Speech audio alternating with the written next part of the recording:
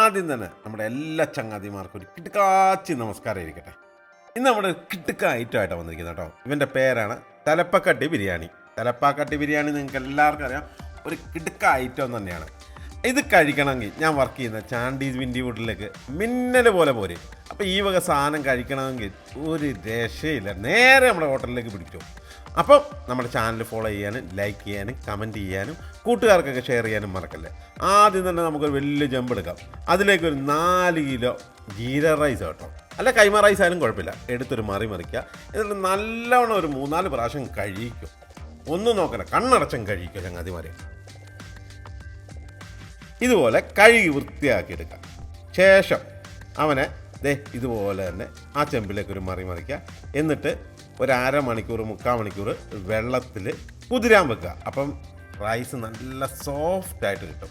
അതിനു വേണ്ടി ഒരു 1/2 മണിക്കൂർ കുതിരാൻ വെക്കുക. ആ സമയത്ത് ഈ ബിരിയാണിക്കുള്ള നമ്മുടെ തലപ്പാക്കാട്ടി ബിരിയാണിക്ക് വേണ്ടിയുള്ള മസാലാസാണ് ഇങ്ങനെയുള്ള ഓൾ ഗരം മസാല, ജീരകം, പെരിഞ്ജീരകം, അതുപോലെ തന്നെ മല്ലി, സിനമണ്, ബേലീവ്സ്, നമ്മുടെ ജാതിപത്രി, കൽപ്പാസി, ഈ വക സാധനം എല്ലാം കൂടെ ഇട്ടങ്ങ് റോസ്റ്റ് ചെയ്യുക.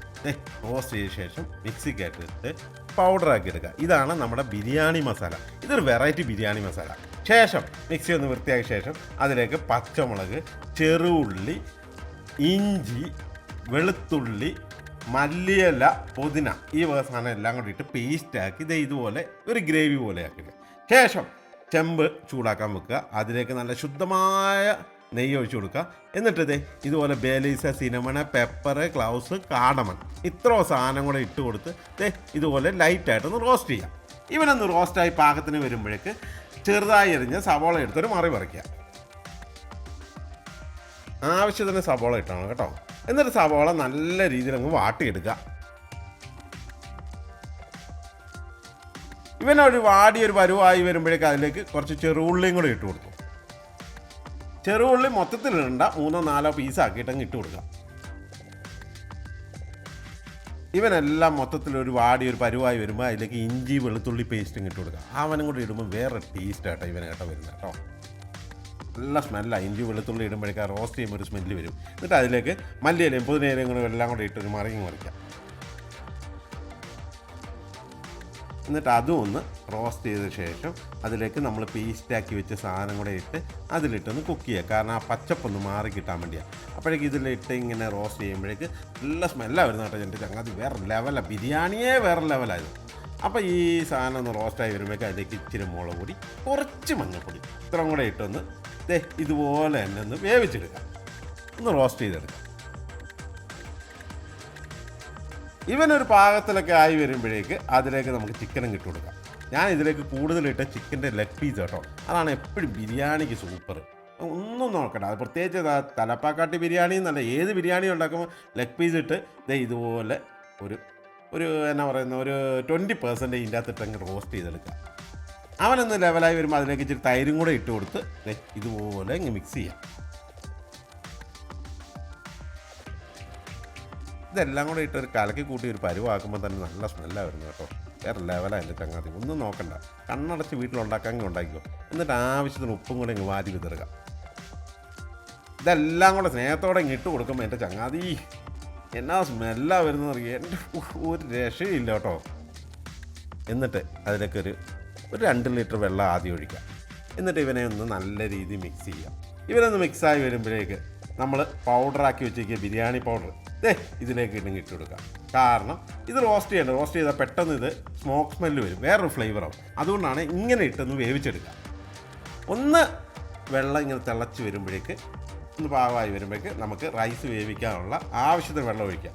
4 കിലോ റൈസ് എടുക്കുമ്പോൾ അതിനുള്ള ആവശ്യത്തിന് വെള്ളം ഒഴിച്ചു കൊടുക്കുക. എന്നിട്ട് ഇവനങ്ങ് തിളക്കിപ്പിക്കുക. ഇവ മൊത്തത്തിലൊന്ന് തിളച്ച് വരുന്ന സമയത്തേക്ക് നമുക്ക് കുതിർത്ത് വെച്ചിരിക്കുന്ന റൈസ് എടുത്ത് ഇതിലേക്കൊരു മറിക്കാം. പെപ്പർ ലോറിയിൽ നിന്ന് മണ്ണ് മറിക്കുന്ന പോലെ അങ്ങ് മറിക്കും. എന്നിട്ട് ഇതുപോലെ സ്ലോയിലങ്ങ് മിക്സ് ചെയ്യുക. അതായത് ചിക്കനും പൊടിയിൽ, അരിയും പൊടിയിൽ, ആ രീതിയിൽ വേണം സ്ലോ മോഷനിലങ്ങ് ഒരു തീയൊക്കെ ഒരു പാകത്തിനൊക്കെ വെച്ച് ഇങ്ങനെ അങ്ങ് മിക്സ് ചെയ്യുക. അപ്പോൾ ഇതുപോലെ തിളച്ച് തീ ഒരു പാകത്തിന് രൂപത്തിലൊക്കെ ആയി കിട്ടും. ഈ ലെവലിലായി വരുമ്പോഴേക്ക് നമുക്ക് ഇവനെ ഒരടപ്പ് വെച്ചങ്ങ് മൂടി വെക്കാം. ഇതുപോലെ ഇച്ചിരി മല്ലിയിലേക്ക് ഇട്ട് കൊടുത്ത് അടപ്പ് വെച്ച് മൂടി വെച്ച ശേഷം അതിൻ്റെ പൊക്കത്ത് വെയിറ്റുള്ള ഒരു സാധനം വെക്കുക. ഞാനിപ്പോൾ വെള്ളം ഒഴിച്ച് വെയിറ്റുള്ള സാധനം വെച്ചിട്ട് അതിൻ്റെ മുകളിലേക്ക് കുറച്ച് കരിയും കൂടെ ഇട്ടുക. അപ്പം ടെമ്പറേച്ചർ മുകളിലും താഴെയിലും ഒരേ പാകത്തിനങ്ങ് വരും. ഒരു ദമ്മ് കിട്ടുന്നൊരു രൂപമായിരിക്കും. എന്നിട്ട് കുറച്ച് കഴിയുമ്പോഴേക്കും ഒരു 20 മിനിറ്റ് കഴിയുമ്പോഴേക്കും നമുക്ക് ഇവനെങ്ങ് എടുത്ത് മാറ്റാം. ഒരു പയ്യെ അങ്ങ് അടപ്പങ്ങ് തുറക്കുക. എൻ്റെ ചങ്ങാതിയേ ഒരു രക്ഷയിലെടുത്ത് ഈ സാധനം കണ്ടോ. നമ്മുടെ സാധാരണ ഒരു ബിരിയാണി പോലെ തലപ്പാക്കാട്ടി ബിരിയാണി എന്ന് പറഞ്ഞാൽ വേറെ ലെവൽ. അത് ഇതിന് മുകളിലേക്ക് ഇച്ചിരി ഗീയും കൂടെ ഒഴിച്ച ശേഷം ഇവനൊരു ജ്യൂസി കേട്ടോ. ഡ്രൈ ആയിരിക്കുന്ന ബിരിയാണി അല്ല, ഒരു ജ്യൂസി പാകത്തിനുള്ള ബിരിയാണി, ഇച്ചിരി കുഴഞ്ഞൊക്കെ ഇരിക്കുന്ന ഒരു ബിരിയാണി കേട്ടോ ഇവൻ കേട്ടോ. എന്നിട്ട് ഇവനിങ്ങനെ മൊത്തത്തിലൊന്ന് ഇതുപോലെ ഇളക്കി എടുക്കുക. കണ്ടില്ലേ, കാണുമ്പോൾ കുന്നെ കൊതിയാവുന്നത്. എനിക്ക് കൊതി വന്നിട്ട് രക്ഷയില്ല. എൻ്റെ ചങ്ങാതി ഒന്നും നോക്കണ്ട, കണ്ണടച്ച് ഓടിച്ചെന്ന് ചിക്കൻ മേടിക്കുക, റൈസ് മേടിക്കുക, വീട്ടിലൊക്കെ ഉണ്ടാക്കി ഒന്നും നോക്കണ്ട. ഇതിനൊക്കെ ഉണ്ടാക്കാൻ വേണ്ടി ഒരുപാടുമില്ല എൻ്റെ ചങ്ങാതി. ഇതുപോലൊരു പാത്രത്തിലേക്ക് മാറ്റി ഇതുപോലെ വാഴയിലൊക്കെ ഒരു മറിച്ച് കഴിയുമ്പോൾ എൻ്റെ ചങ്ങാതി കിളി പോകുന്നില്ലേ. എന്നിട്ട് ആ സൈഡിലെ റേറ്റ് അച്ചാറും കൂടെ വെച്ച് കൊടുക്കുക. എന്നിട്ട് നമ്മുടെ ചങ്ങാതി പപ്പടം കൂടെ ഇട്ടിട്ട് ഒരു പിടുത്തങ്ങ് പിടിക്കുന്നത് കണ്ടോ. കാണുമ്പോൾ തന്നെ വായി വെള്ളം പോകുന്നില്ല എൻ്റെ ചങ്ങാതിയെ. ഒരു രക്ഷയില്ല കേട്ടോ. ഇത് പറയുമ്പോൾ ഞാൻ അറിയാതെ പറഞ്ഞു പോവാ. എല്ലാ എൻ്റെ കൂട്ടുകാരന്മാർ ചങ്ങാതി എന്ന് പറഞ്ഞു പോകും. എൻ്റെ ചങ്ങാതി എൻ്റെ കുറ്റമല്ല ഇത്. കൊതി കൊണ്ടാ, ഒരു രക്ഷയില്ല. ഇത് കണ്ടോ പിടുത്തം കണ്ടോ. ഒരു മുട്ടയൊക്കെ ഇട്ട് ഒരു പിടുത്തങ്ങ് പിടിക്കണം. അപ്പോൾ ഇത് ഉണ്ടാക്കാൻ ഒരു പാടുമില്ല. നേരെ നിങ്ങളുടെ വീട്ടിലുണ്ടാക്കുക. ഇല്ലാത്തവർ ഞാൻ വർക്ക് ചെയ്ത് നമ്മുടെ ജാൻഡീസ് വിൻഡി വുഡിലേക്ക് നേരെ പിടിപ്പിച്ച് കഴിഞ്ഞാൽ ഈ വക സംഭവങ്ങൾ കിടക്കാച്ച ഐറ്റംസ് നമുക്ക് ഇവിടെ ട്രൈ ചെയ്യാം.